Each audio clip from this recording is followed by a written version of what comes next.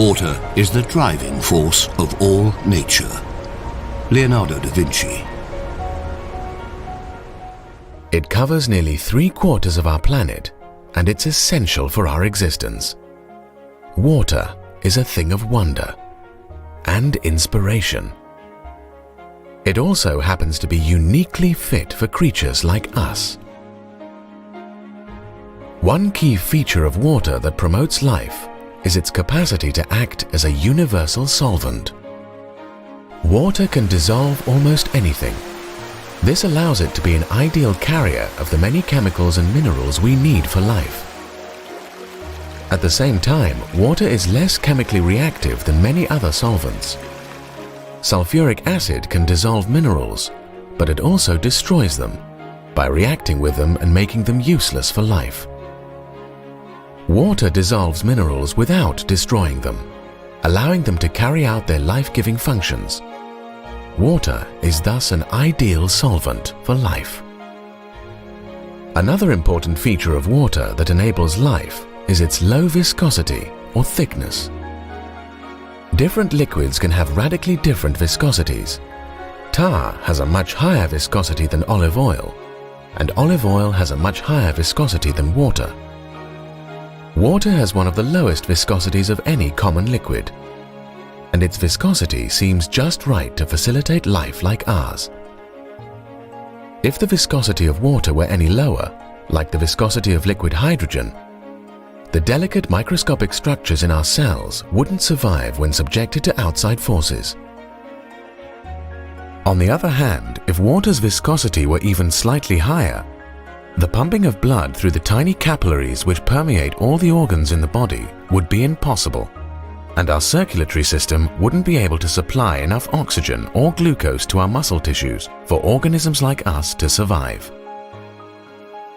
In sum, the viscosity of water seems to be finely tuned for life like us. But perhaps the most striking features of water that make life possible are its thermal properties, which help us deal with the impact of heat. Many biochemical processes essential for life can only operate within a narrow band of temperatures. If the temperature is too high or too low, these biochemical processes cease to function, and life like ours becomes impossible. Thus, maintaining stable temperatures on the Earth and inside ourselves is essential for us to exist. Water is critical to maintaining stable temperatures. Water has a high heat capacity, which means that it can absorb large amounts of heat with only a relatively small increase in its temperature. You can see this in everyday life. Walk barefoot on sand on a hot summer's day and you'll likely burn your feet. Place your feet in a swimming pool during the same summer day and the water will only be pleasantly warm. Water's high capacity for absorbing heat helps both our planet and our bodies to maintain a stable temperature range. You have to put a lot of energy into water to change the temperature. That's very convenient. It means it's very easy for warm-blooded organisms like ourselves to maintain body temperature. So that's a property of water which seems specifically fit for beings like ourselves. But there's another property of water which might even be more critical, and that is that in fact the evaporative cooling of water is one of the greatest of any fluid that's known. The human metabolism produces large amounts of heat that needs to be discharged, or the body will overheat and die. The evaporation of water through perspiration is one of the key ways our body gets rid of excess heat.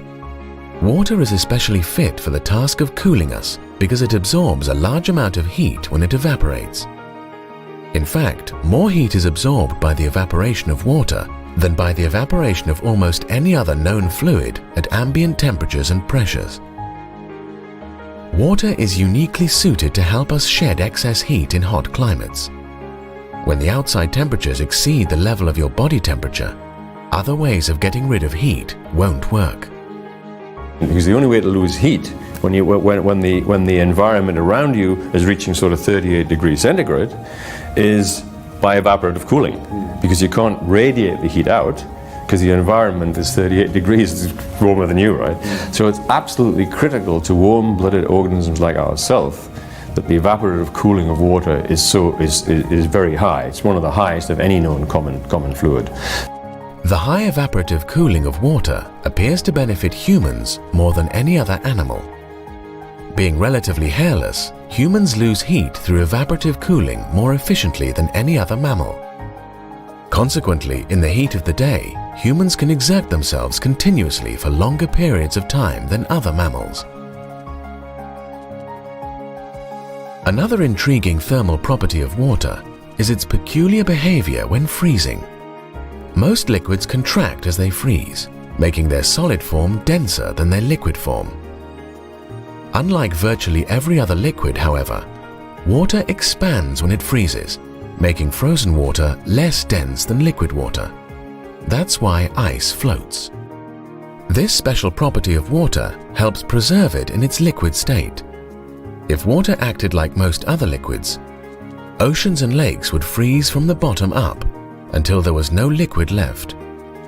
Most of the Earth would be permanently encased in ice, making life as we know it impossible.